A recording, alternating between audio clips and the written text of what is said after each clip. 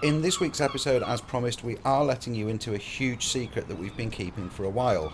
That's a bit later on in the episode, but in the meantime, a good friend has returned to Melody to help work on the Keel box and Cutlass bearing housing.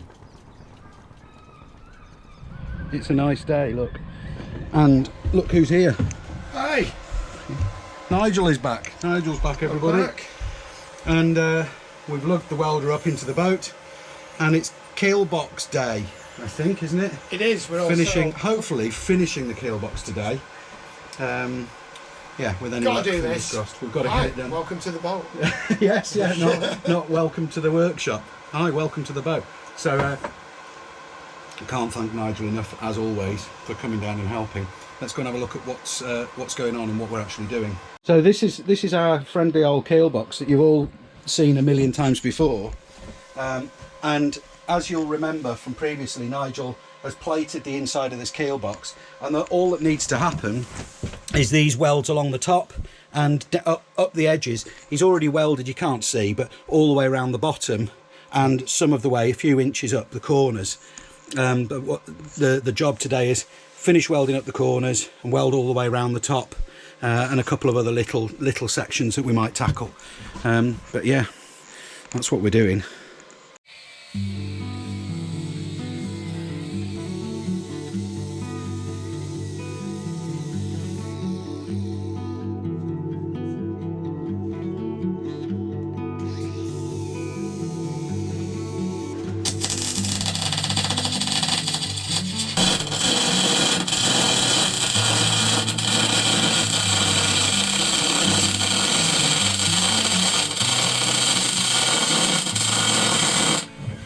What a difference. Oh, you have got a fire extinguisher handy, haven't you, just in case? I'll go and grab it, but yeah. I'm going to put that in shot.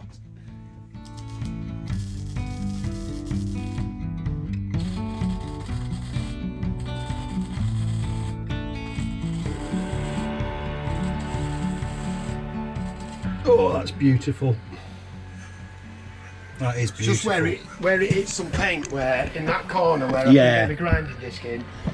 Yeah, Will I ever help you with the boat again? yeah. I'm going to refuse to work on it if you paint it before I weld.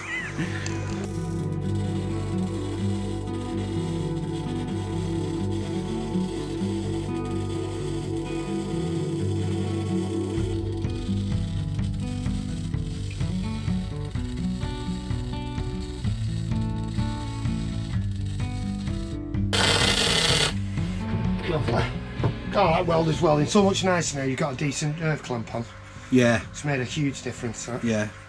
Well, it was not a cheap earth clamp. It was, you know, it was about 25-30 quid. It's going to get very smoky in here. Yeah, let's get the hatches open. Might be a good idea.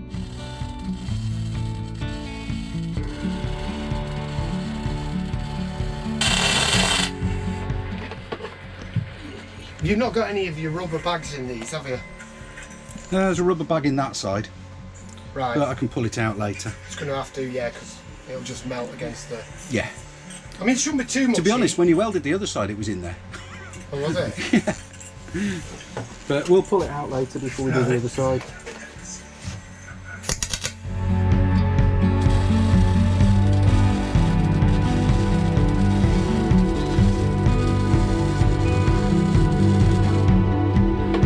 I only remembered about 3/4 of the way through your welding at that side that there was a bladder tank in it.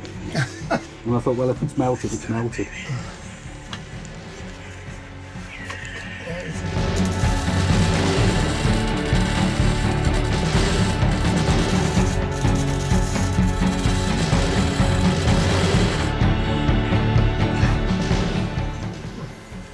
We're halfway along that side already. Amazing.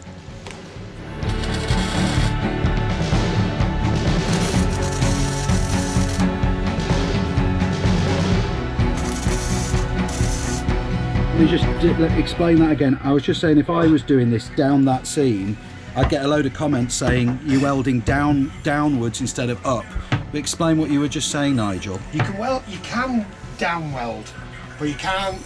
Let me just stop that. And this is a butt weld. If you tried to down weld all the way down there, even on a fillet weld, gravity takes over from the weld, and basically the weld starts to run faster than you're penetrating and getting a good penetrative weld. So by stopping and starting, which I was doing then, you're welding enough to get penetration before gravity takes over, and it's a technique of welding vertically without having to weld up, because welding up isn't as neat. But also welding up, because of where I'm welding, I'll be doing it in spots. But I can weld up the same as welding down. Yeah. Doing it in this technique, it makes no difference whether you're going up or down, really. I see. Yeah. But you do tend to have the welder. This is set quite hot on the amps, so Yeah. you're getting the penetration very quick. But at the same time, because vertical up is the hardest one, and it's not necessary in a lot of time. So I'm going to go upwards now, because I can join these two welds together. Yeah. Guys.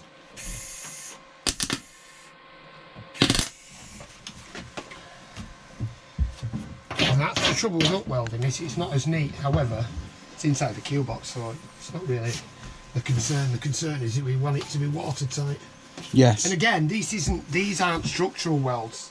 No. These want to be watertight. So Yes. you want the penetration through, so this is all sealed up. This isn't forming. I mean, it is adding strength, of course it is.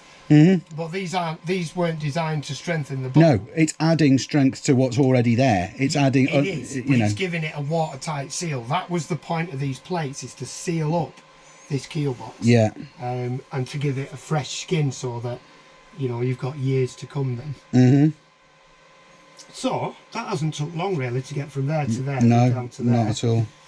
I'm wondering whether we do the front of it, do all the front, and then we can maybe move this stuff, turn around, and I can. Let's have a look at this. Put the welder in the corner here, and might be able to. Yeah. I might not need to. I seem to have enough reach with this. Let's just have a look, see if we need to move this bladder tank. Hang on. Or can we work round it? Oh, watch the gun.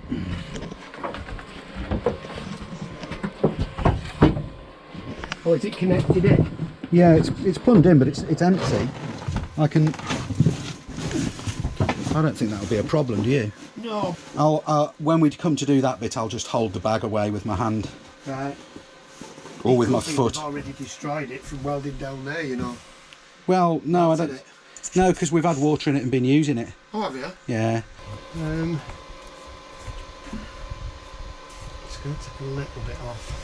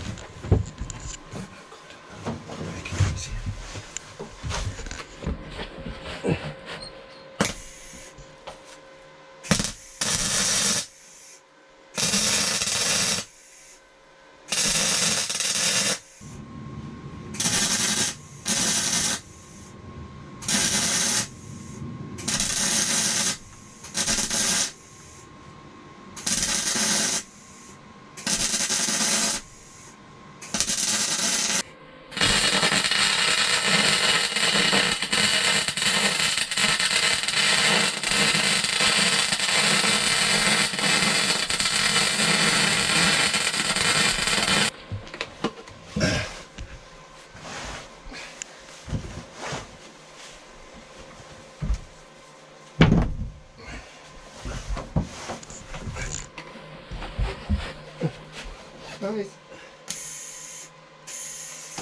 No. So,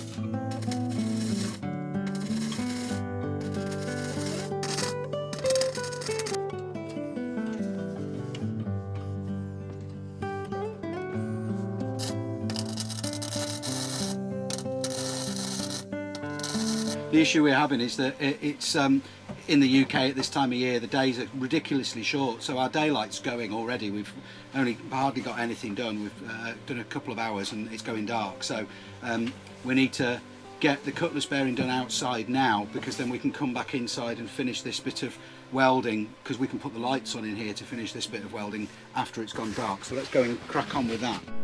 So while Nigel is going outside and starting to cut off the remnants of the old cutlass bearing, I'm going to try and manhandle the welder out into the cockpit.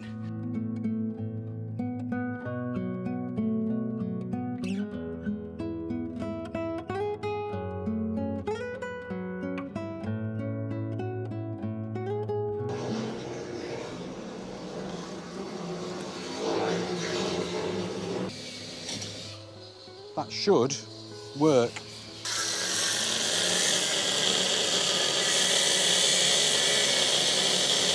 We're doing the we're putting the cutlass bearing on now because it's going dark. After it's gone dark, we'll take the welder back inside and do the carry on with the keel box, because we can carry on with that in the dark. But that's the idea.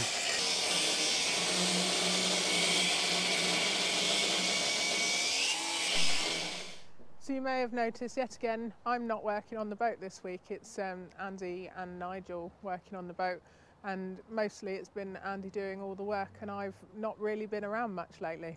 And you will have probably also noticed that Andy's mentioned a few times that I've not been about because I've not been well.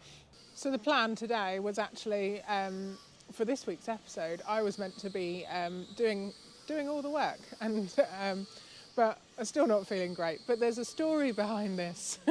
So as with every YouTube channel, we say thanks so much for watching, like and subscribe. You know, and we really appreciate all the comments, and we love that. And obviously we get on with the work, and we love the fact that lots of you have been with us when we had Aeolus, our little bilge keeler in Carnarvon, and then Miss Rosie, and we sailed her back from Falmouth, and obviously now we're doing Up Melody. And it's been so great to have you along on this journey, but that's just a little tiny part of our lives. So in the background there's been another story going on. Where to start? Walk and make sure I don't fall over into there. Yeah, so the point that I'm trying to get to. Now, have you ever experienced, I'm sure, you know, I know there's some other people that film and stuff for their own YouTube channels that watch us. But those of you who don't, I'm sure you've heard yourself on tape or on voicemail and thought, oh my goodness, do I really sound like that? That's awful. And we're no exception to that. And when starting out with a YouTube channel, that's a really hard thing to get over, is listening to yourself. But not only listening to yourself, is seeing yourself on camera. And my whole life, I've battled with being overweight, and it's been a real struggle of mine. And something that I've sort of fought with my whole life. And obesity and being overweight is not all about stuffing your face with cakes. Just because somebody's fat, that's what people assume, is that you don't do any exercise and you've got a poor diet. And I'm going to move away from this fishing boat because there's people on there. You know, you've probably seen that I work just as hard as the rest of them, but there's been an ongoing struggle with my weight loss. And you may have noticed that this year I finally managed to kind of tackle it, and I've lost a substantial amount of weight. Andy, he didn't struggle so much with the, oh my goodness, do I sound like that, or do I look like that, because he's done lots of filming stuff and worked in the music industry, and it really doesn't faze him. It's something that he's used to. And obviously Jack, he's just awesome, and he's a kid, so he's, you know, he loves being on camera and talking to camera, and he's really good at it. But whereas for me, after editing every single episode, quite often I would cry because I hated seeing myself. And to top that off, you know, unfortunately, when you put yourself out there on the internet, you get some really nasty comments. And, you know, something that I've battled with all my life is my weight, and I know it's not because I sit on my ass and eat cakes all the time.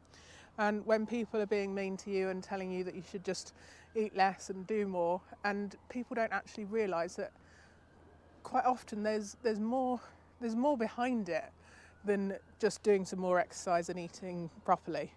And I've actually got a condition called polycystic ovary syndrome, which causes cysts to grow on your ovaries, and one of the side effects of it is that it causes you to gain weight, and it also causes you to really struggle to lose weight. So I think my doctor described it as when everybody else goes on a diet, the weight just sort of comes off. But if you've got polycystic ovaries, it's a bit like trying to push a massive boulder uphill and over a cliff. And I thought that was a really good analogy of it, because, you know, I would follow diets that my friends were following, and every week they would be losing, you know, three times the amount I was, and it was just so disheartening. Anyway, for me, I've managed to find something that works for me, which is great, which has in turn helped fix some of my problems. One of the biggest things, and probably the hardest things that I've struggled with, and Andy and I have struggled with, is the side effect of polycystic ovaries, that it makes it near on impossible to have children. Jack was a bit of a miracle child, and you know, he's 11 now, but Andy and I have been trying for the last 4.5 years to have children, and we've been to see doctors and stuff, and they've said because of my polycystic ovaries it's near on impossible. So, you know, we got Melody, and had pretty much sort of put that in the back of our mind and decided that it wasn't going to happen after years and years of struggling and upset and you know, just feeling really down and disheartened by the fact that we couldn't have another child, and we couldn't give Jack a sibling, and it's been a really hard thing for all of us to deal with as a family. So with pretty much knowing that it was only ever going to be the three of us, we have been kitting out our boat for Andy, Jack and I, but then this happened.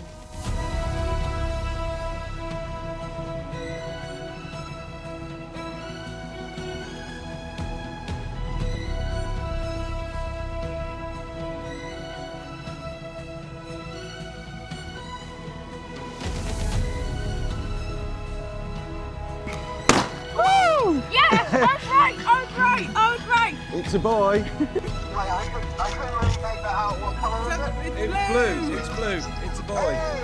Yeah! We're covered in blue confetti. I'm so happy. Yeah. That's it, blue. Congratulations. So now we're adding another crew member to the family, which is going to be challenging but amazing.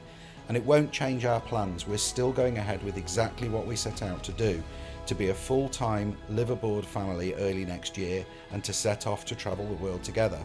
And we'll do whatever it takes to make that happen in the best way possible for our family. It does mean that Melissa's going to now have to be super careful what she does work-wise around the boat, and no doubt this new twist in our story might end up making our future a little bit different than what we originally thought. You're going to need a bigger boat. But we promise our plans to do exactly what we set out to do won't change. We'll just have another crew member to teach, nurture and bring with us to experience the world.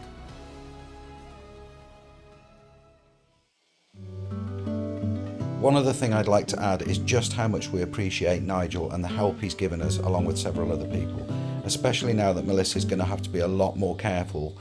Your help is so valuable to us, and giving your time and expertise like this means more to us than we can say.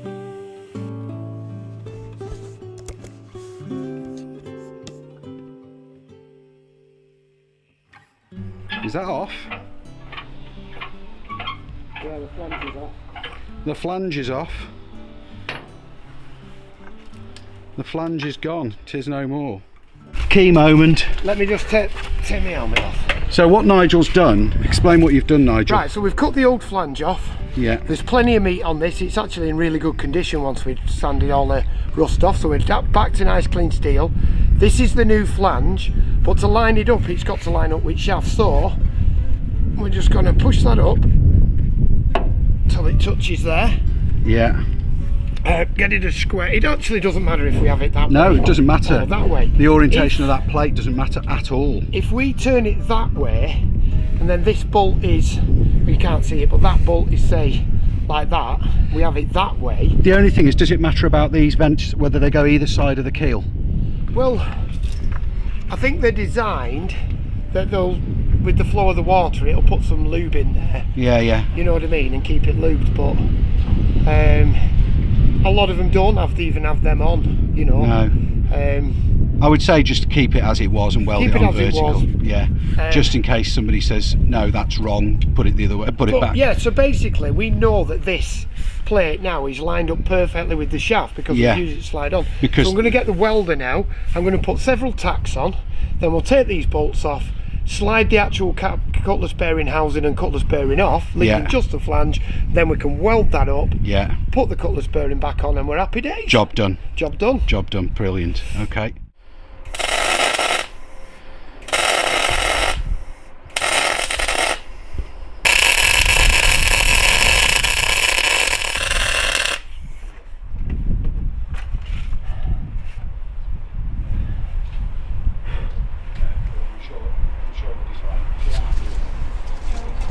Look what Nigel's just done.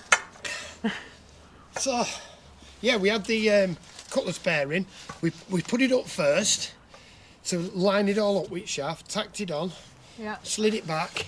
I covered the shaft then with my welding glove, the one that holds the gun. The reason being is I didn't want any spatter getting on your shaft, so that's protected that. And this is all fully welded all the way around now. So now we've got a new... What? Just nothing. What? My mind just went to the gutter. Was there something rude? No, I didn't want any spatter getting on your shaft. Oh, well, yeah, you've got to have a spatter-free shaft. Let's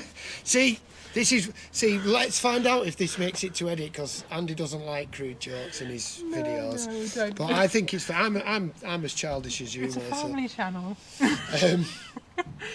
Anyway, carry on. So you've got a spatter-free shaft, which is great. So we've got a spatter-free shaft, and that's all welded up now. Nice. So that will now slide up there. Yeah. The bolt holes line up perfectly, and ready for your posh, shiny polished prop to go on. Excellent, amazing. So the cutlass bearing is done. That just needs reassembling after we painted it up. It's easy. In the meantime, there's this going on. More welding of the keel box. But we can now do this inside because even though it's a little bit dark, it's fine.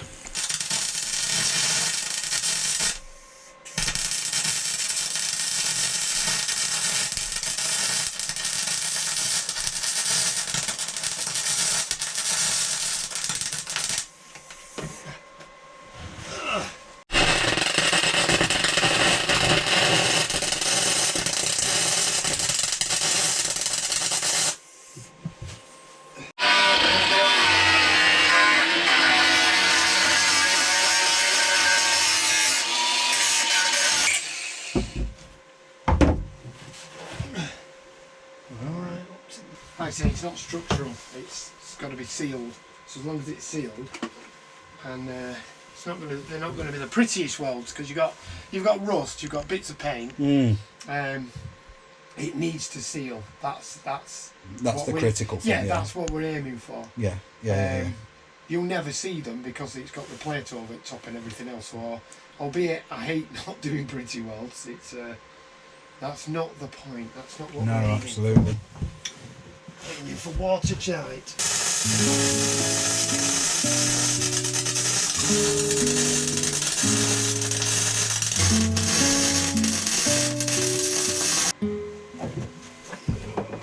Get a lot of smoke from that paint. From the red paint? No, from on the whatever's on the inside in there. Oh, that'll be black bitumen on the inside of there now. It doesn't smell like bitumen though, does it? No, because there's ballast the other side of there now. Ah, right. There's concrete.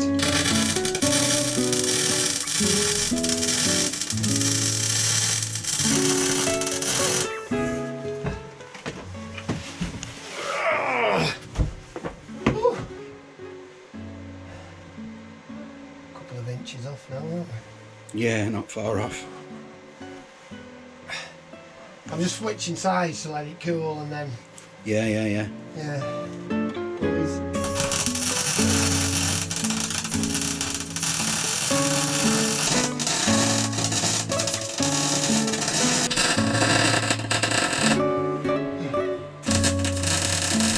I've welded it and then I've welded on top of it just to fucking make sure. It's done now. It's ugly. Don't be taking any pictures of that, otherwise I'm never coming back. I won't. I'll take a picture of the pretty bit. Cue pretty bit overlay. There you go. This is the pretty bit you can see on the screen now. Yeah, if Andy shows you any of the ugly welds, even though they're practically they're right, the ugly ones, I will be unsubscribing. So you heard it here. Right. Magic. Thank you very much. Thanks so much for watching. If you're not subscribed to our channel, then please make sure you click the subscribe button and then click the little bell icon so you get notified when we release each episode. We love reading your comments and we do try to answer as many as possible, so please comment below. And lastly, we'd like to thank our patrons and anyone who's contributed towards the project through Coffee or PayPal and stuff like that. If you'd like to become a patron, you can go to the link in the description and it's literally $3 and you can cap your contribution. We've currently got 54 amazing patrons who support us, which is just incredible and we can't thank you enough. So if you want to become a patron, you get the facility to message us directly through the patron site, and we try to upload our episodes early when possible and make them ad-free for patrons. Anyway, enough waffle from me. Thanks for watching and see you next time on Sailing Melody.